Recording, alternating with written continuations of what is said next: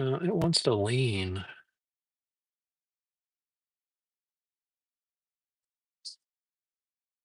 Question is, why do you want to lean?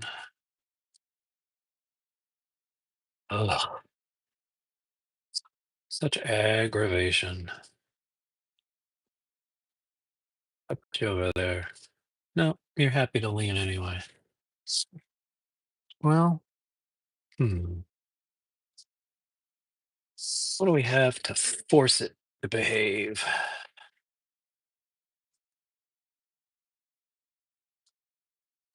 That's better.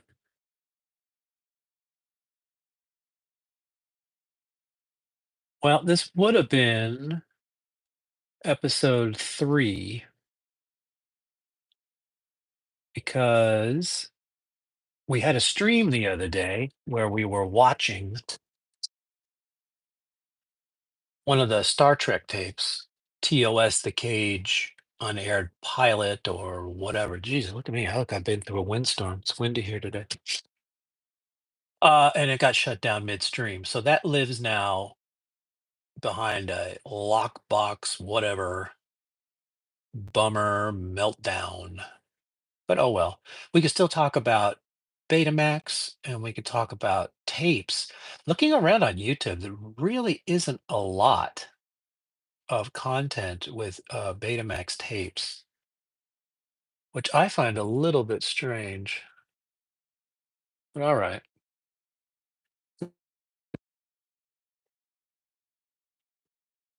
I don't know about Sunshine.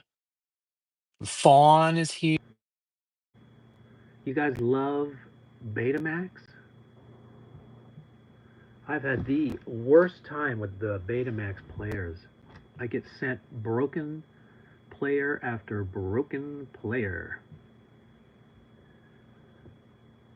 I have one that now semi broken, which means the screen doesn't show anything, but it still plays the tape. So that's what we were using to play the Cage episode. But about 20 minutes in, YouTube decided, no, you're ripping off Paramount. Oh yes, I am beautiful sunshine. So aggravated. Rah! All right, so let's talk about. We can debate the tapes, but we can talk about movies, right? And I'll show some of the interesting stuff. I find the most interesting for me are these. A guy sent me a bunch of tapes that it's not clear where he got them.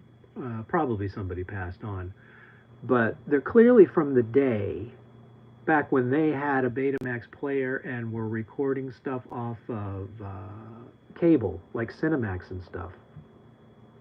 But the condition the tapes are in, uh, they're just amazing. So this one here says, you got a little post-it note on there. I don't know if you can read it, but it says the morning after, and he's written beta 2, which means the tape will record a little bit longer, and off of cable. And it turned out, because I watched it, it was Cinemax. But I think we all remember these back in the day with the VHS players, are these little cards that you're supposed to put the stickers on the tape, and then write whatever you put on there. But this guy was so anal that he put nothing on the tape. And you see it's in pristine condition. And he wrote these little post-it notes on there, which, perfectly preserves the tape. But the reason I like this one is I've never heard of The Morning After. It had Jeff Bridges and Jane Fonda, and it was sort of a murder mystery type movie. I mean, it wasn't the greatest thing you ever saw, but for a movie from 1986, it wasn't bad. But the fun thing for me was after the movie was over, the tape was still running. So it was recording commercials and trailers off of Cinemax, all the upcoming movies and stuff. And I found that pretty interesting. I thought that was better than the movie, actually, but, whatever. And then I'd always heard about the movie Horatio Hornblower. And I never watched it. I don't usually watch movies this old just because I don't like the way their sensibility or edit or the cinematography or anything. But I saw this and I went, you know what? Because this was sort of the template for Star Trek II: The Wrath of Khan, according to the director, I thought I'd give it a watch. And so I started watching it. You know what? It's not bad at all. It's got Gregory Peck in it. Now, I mean, it's a little silly by today's standards, but, you know, another one of these tapes that's in pristine condition.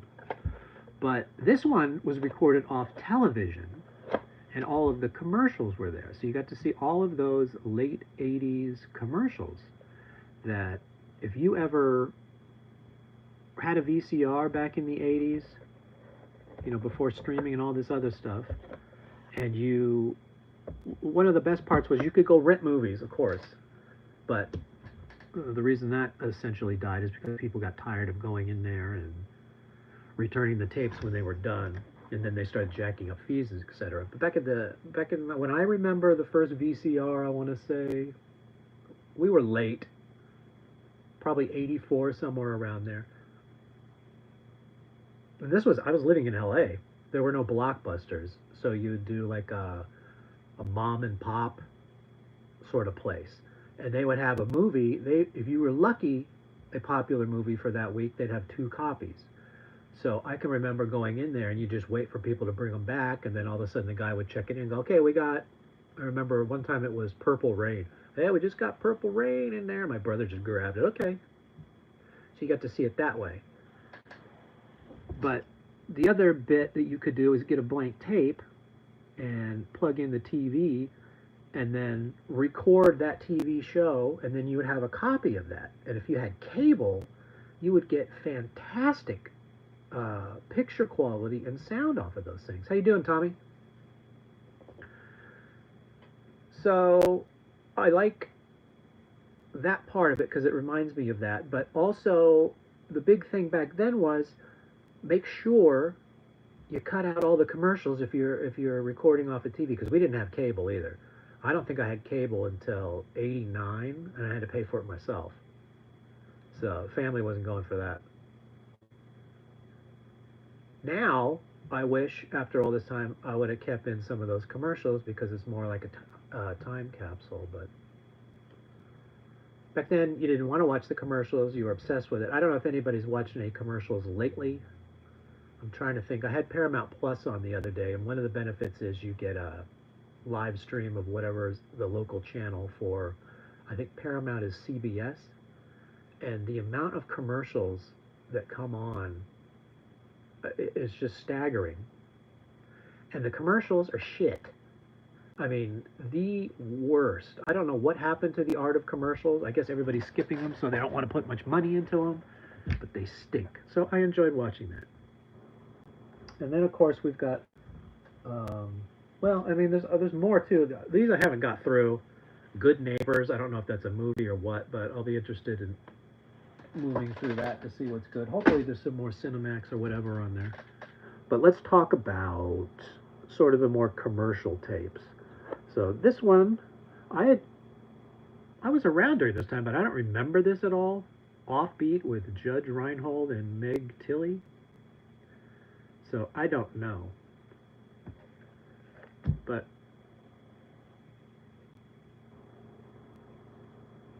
looks okay, right? And this was a Touchstone. I don't see too many of these because Touchstone wasn't around for very long. And then you got somewhere on here I saw the Disney. You can see the Disney stamp saying, "Hey, listen, I know this says Touchstone, but we own this." And then whatever video was it Video Mart? Where did I see that? Here it is. Movie Mart.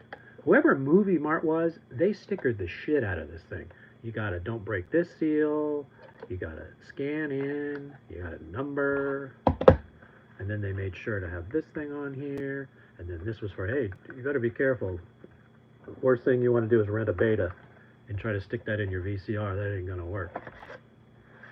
But I think that I read this. I think the gist of this is Judge Reinhold's kind of a shithead, but he sees the Meg Tilly, so he pretends to be a policeman, and then he wants to get closer, so he's trying to do a good job. So Cannon movies are fantastic. Yeah, Cannon are some of the best. Certainly the later Death Wish and stuff like that. So, and then this one is a Police Academy. Now everybody knows Police Academy, right? Am I the only one who doesn't? Probably seen this. This is when the Gutenberg was at the height of his powers, and you've got Kim Cattrall, and they burn up a lot of these. I think there's 7 or 8 of these movies. The last few I don't even think I saw, but this was another one you wanted to rent. Although I don't know if I saw this in a movie theater or not. Hope I did, because the prices back then are so much better than they were, better than they are today. I can remember, I think my first memory of a movie theater, there was one in Norwalk, and I want to say the movies were 50 cents. I think so. And I can remember seeing, by the way, during that time period, I wasn't even 10 years old, right? I would have been 8 or 9. So to shut me up, they dropped me off at the movie theater. And I was in movies like Saturday Night Fever. I remember Jaws, Moonraker. Totally inappropriate for these young eyes. Maybe that's my problem. And speaking of 007, here is The Spy Who Loved Me. And this is kind of a fun box. I like these bigger, when they were trying harder with these boxes.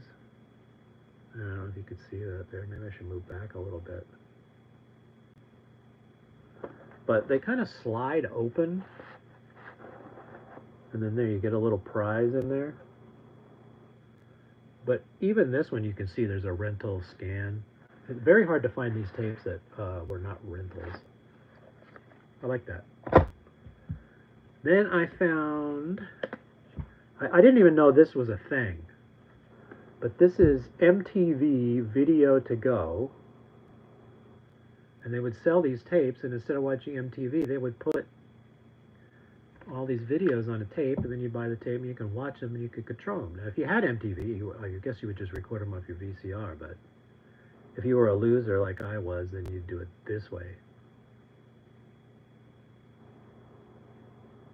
You had MTV Video to Go? That's cool. I never even heard of it. Kind of a cool looking tape though, right?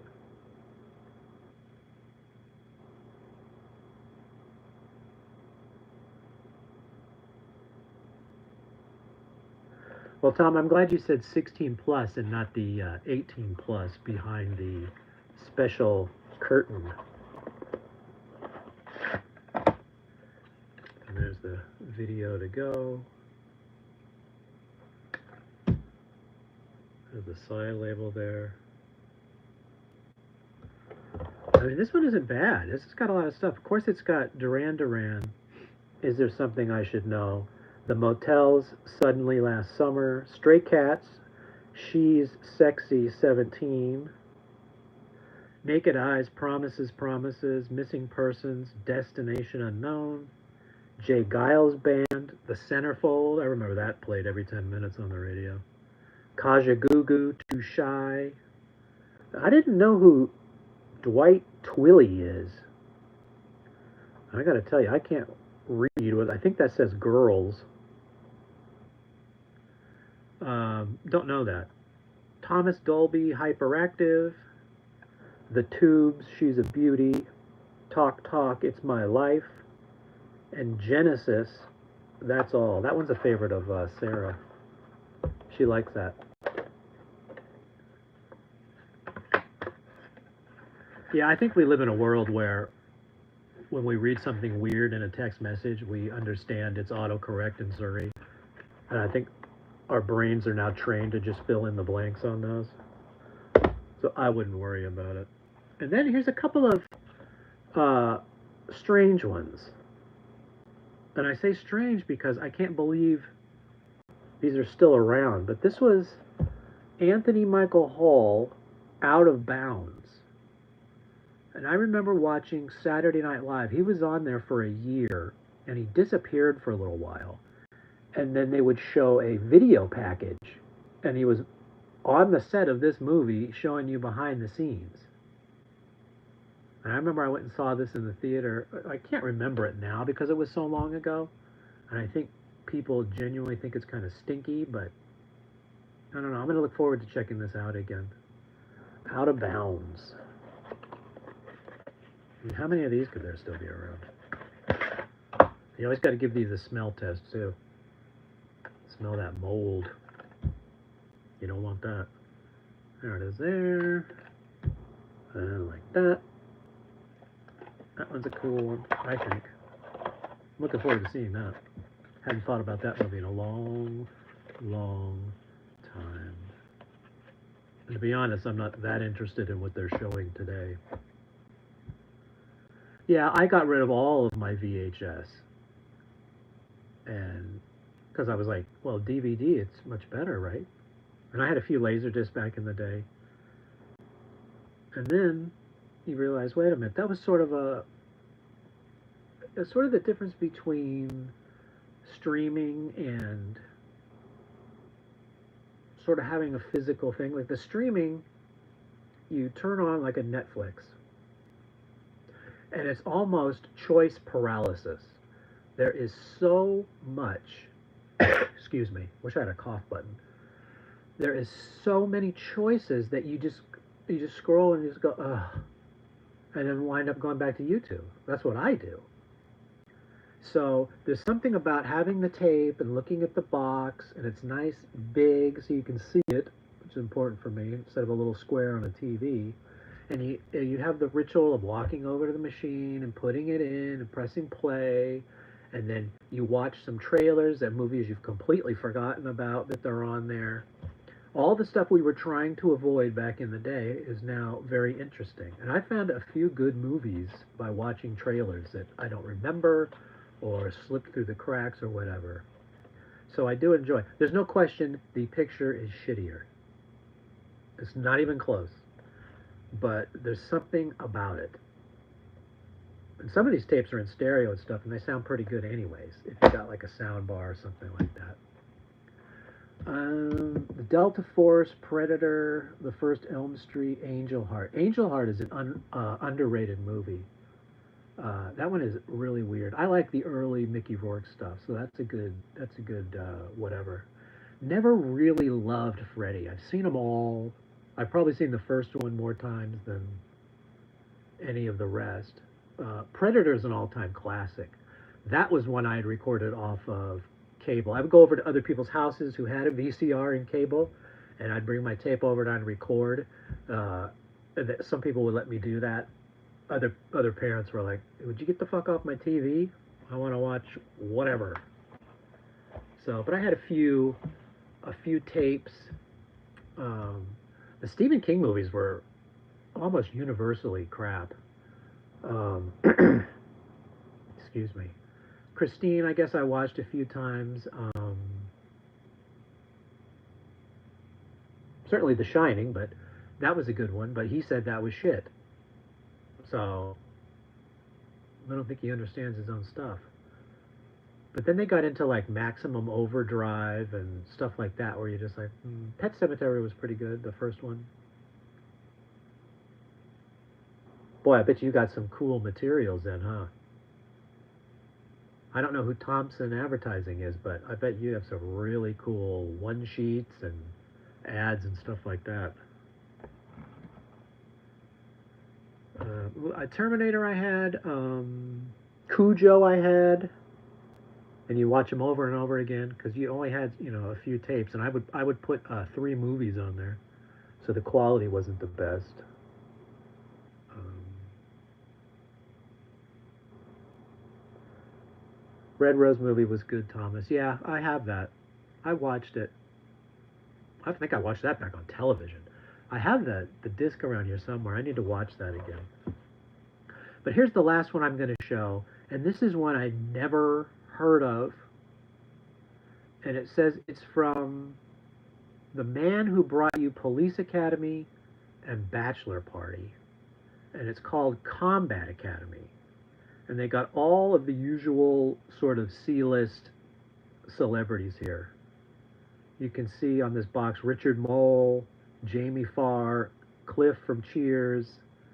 I see the Doctor from Love Boat. I see the guy from Eight Is Enough, the dad. George Jefferson is in it.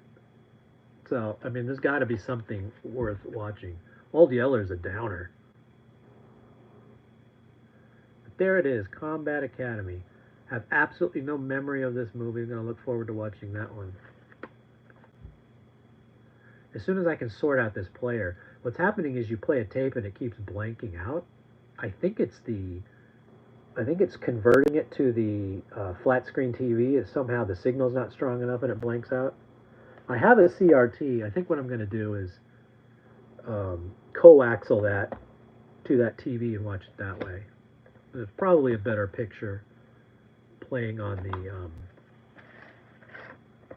device it was really meant for. There you go. All right, thank you everybody for watching these tapes or looking at them or whatever, and I hope you had a little fun with it. I still want to, one of these streams is show the actual BetaMax player. And I'm going to do that as soon as I can get one that's worth looking at. Yep, I'll see you Saturday. Thank you, everyone. I'm going to say so long. If I knew how to shut this off, I'd have to turn